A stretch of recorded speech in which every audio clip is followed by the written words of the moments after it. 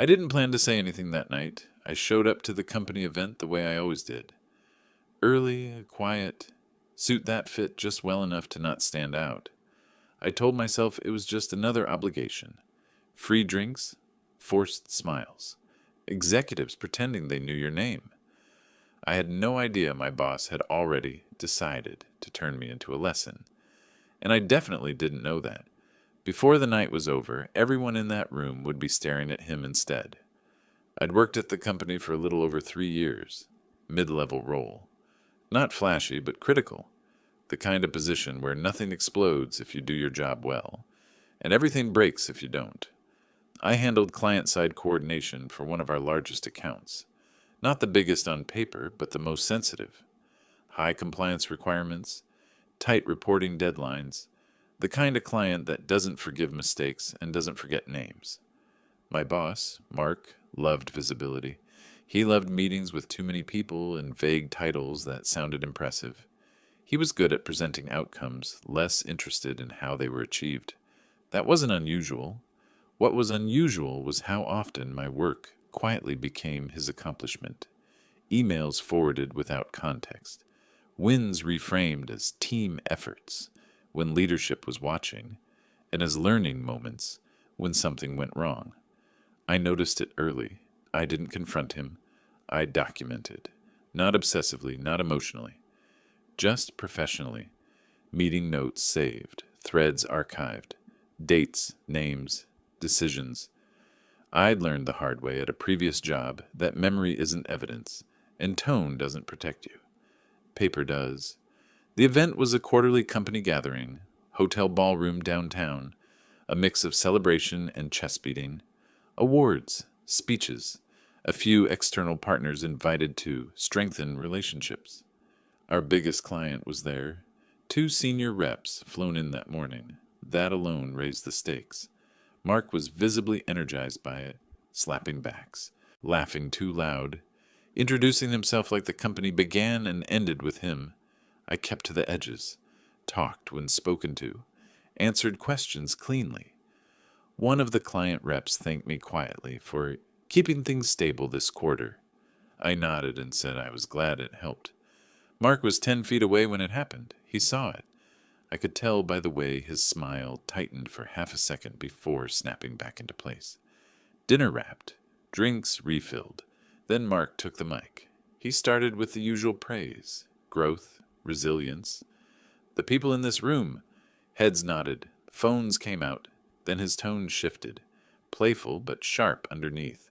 And of course, he said, scanning the tables, none of this happens without a few learning experiences along the way. Some laughter. He said my name, not loud, casual, like an afterthought. Stand up for a second, would you? Every instinct told me not to, but in rooms like that, hesitation looks like guilt. I stood. Mark smiled wider. This guy's a perfect example of how far you can go here if you're willing to be patient. Very patient. We've all had moments this year where we had to do a little extra cleanup, right? A few people chuckled. Someone near the bar winced. Mark kept going. But that's growth. We all start somewhere, and some of us are just lucky to have strong leadership guiding us through our rougher edges. The client reps were watching now, directly. I felt the heat in my face, but my hands were steady. I didn't interrupt him. I didn't defend myself. I listened, not just to the words, but to what he was trying to do. This wasn't a joke. It was positioning. He was drawing a line in public, making sure everyone knew where I stood.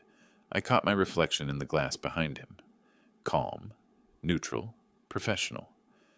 Mark finally laughed and waved me down. Round of applause. He's learning. People clapped, some out of reflex, some out of discomfort. I sat back down slowly. My pulse was loud in my ears, but my mind was clear. Because as humiliating as that moment was, it confirmed something I'd suspected for months. Mark wasn't joking. He was protecting himself. I stayed seated for a few seconds after the applause died, long enough for it to stop feeling like noise and start feeling like judgment. Then I took a sip of water, slow and deliberate, because I knew Mark was watching to see if I'd react. He wanted embarrassment, a crack, something he could later describe as emotional. I didn't give him that. What most people didn't realize was that moments like this weren't new, they were just usually smaller. A comment in a meeting, a joke in front of leadership, a casual rewrite of history where I'd missed something that I hadn't. This was simply the first time he'd done it with an audience that mattered, and that was the mistake. I didn't know it yet, but that decision would cost him everything. After the speeches wrapped, people broke into clusters. The room buzzed again, louder now, looser. Mark drifted toward the bar, soaking up attention. I stayed where I was, finishing my drink, letting the adrenaline settle. I replayed the moment in my head, not emotionally, but structurally. What he'd said, who'd heard it, who'd reacted, who hadn't laughed. One of the client reps, Sarah, walked past my table and slowed. She didn't say anything at first, just looked at me for half a beat longer than necessary. That was uncomfortable, she said quietly. It was, I replied, neutral. Honest. She nodded once. Are you okay? I am, I said, and I meant it. Because being okay wasn't about dignity in that moment. It was about control, and I still had it. Mark didn't come over. That told me everything. He wasn't checking on me. He wasn't smoothing things over. He was letting the narrative sit, letting people assume. About 10 minutes later, someone from finance joined our table. Then someone from operations. Casual at first, light talk. But the question shifted quickly. How long have you been on the account? Were you involved in the Q2 compliance review? Do you usually interface directly with the client? I answered truthfully. Briefly, I didn't volunteer context. I didn't accuse. I didn't correct Mark. Not yet. Across the room, Mark noticed. His laughter faltered. He took a step toward us, then stopped when someone else intercepted him.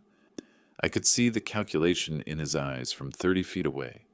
He didn't know what was being said, and that bothered him more than anything else, because Mark needed control over information, and for the first time, he didn't have it.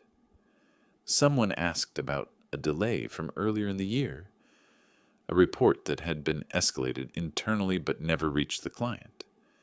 I explained the timeline calmly. Dates, decisions, who signed off.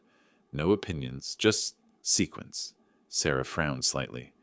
That's not what we were told, she said. I didn't react. I didn't say Mark's name. I can forward the thread if it helps, I said. Everything's documented. Silence. Not awkward. Focused. That was the first crack. Small but audible if you knew what to listen for. Mark finally made his way over, drink in hand, smile back in place. Hey, he said brightly, like nothing had happened. I see we're talking shop. Just clarifying a few things, Sarah said, polite but cool. Mark chuckled. Always happy to help with that. He looked at me then, not directly, just enough. A warning disguised as friendliness. Yeah, I said. Clarity's important. For a second, none of us spoke. Mark filled the space. We've had a lot of moving parts this year. Not everyone's always up to speed. He was giving me an out, a chance to nod, to play along. I didn't take it. I said, calm. Even. That's why I flagged it. Another pause, shorter this time, sharper. Sarah turned to Mark. Flagged it how? Mark opened his mouth, closed it, smiled again, but it didn't reach his eyes. Well, he said, we should probably loop in leadership if there's confusion. I nodded. I already did, at the time. That was the moment the room subtly shifted. No one gasped. No one raised their voice. But the energy changed, like a door quietly closing behind someone who hadn't realized they were standing in a hallway. Mark excused himself to get another drink. He didn't come back right away. And for the first time since he'd said my name into that microphone, I felt something loosen in my chest. Not relief, recognition. They were starting to see it. Mark came back with someone from leadership in tow. I recognized her immediately. Diane, regional director, the kind of person who didn't attend these events for fun. When she showed up, things usually ended.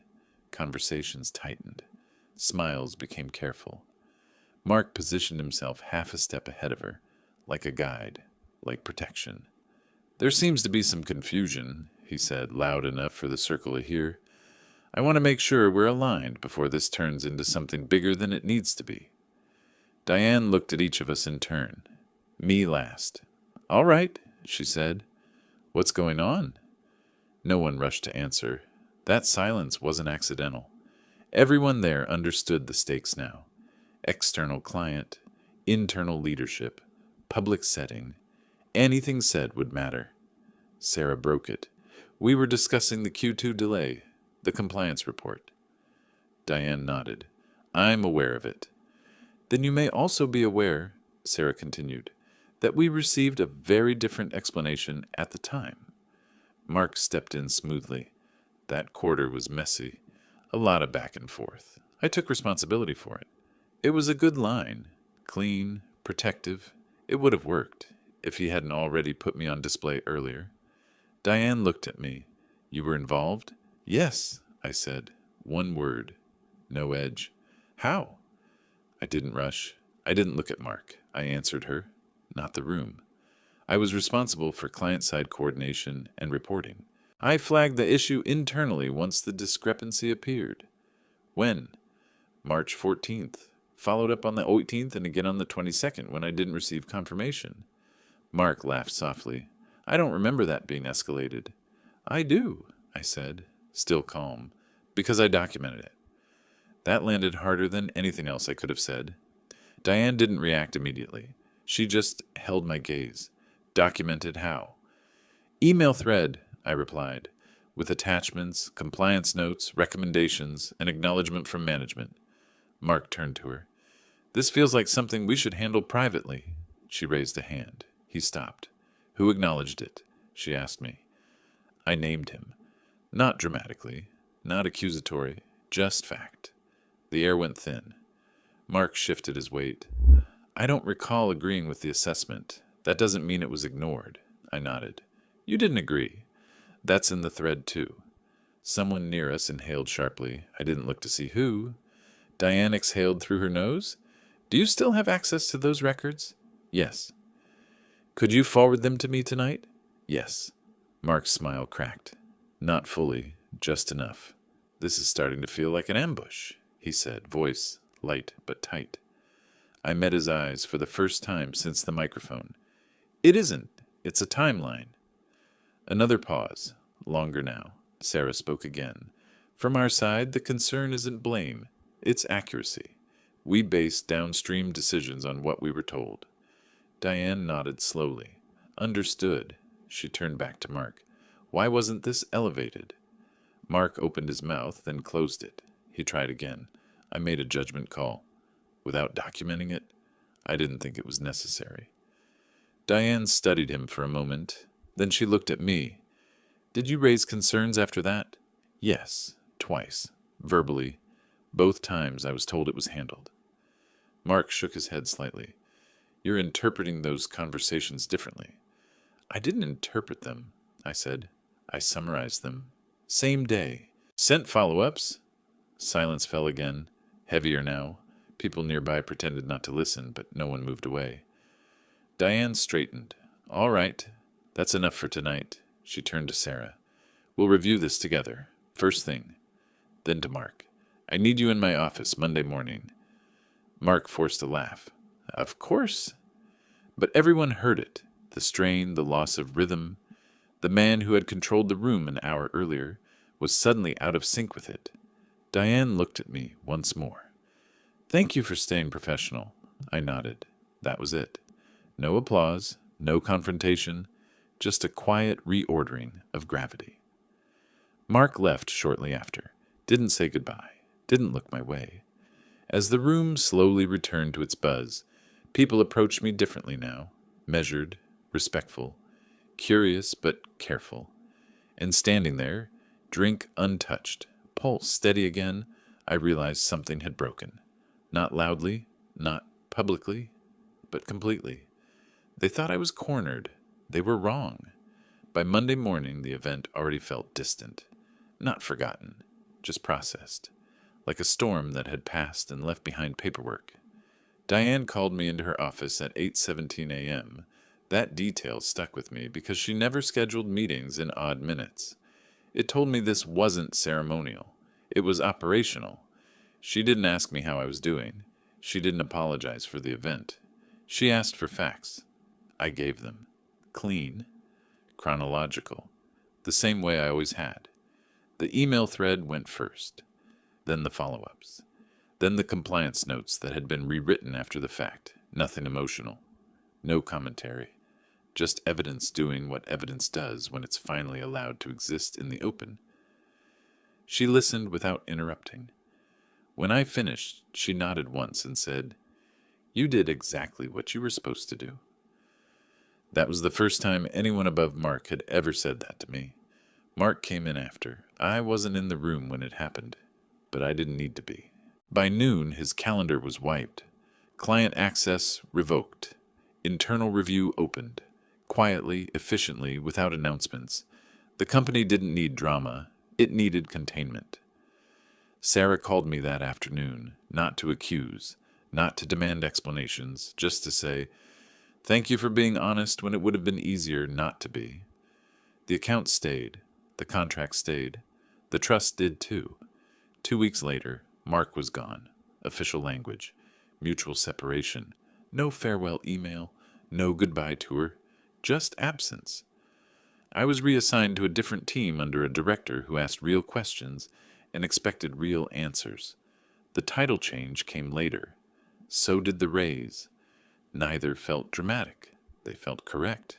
What stayed with me wasn't the vindication. It was the quiet after. The way my shoulders dropped once I stopped carrying someone else's narrative.